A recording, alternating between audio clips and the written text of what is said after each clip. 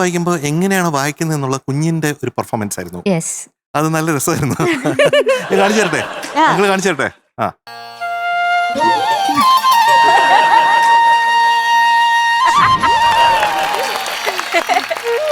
അവിടെ നിന്നാലും ഇവിടെ നിൽക്കുന്നില്ല, ഇവിടെ പിന്നെ വായിച്ചോണ്ടിരിക്കുക.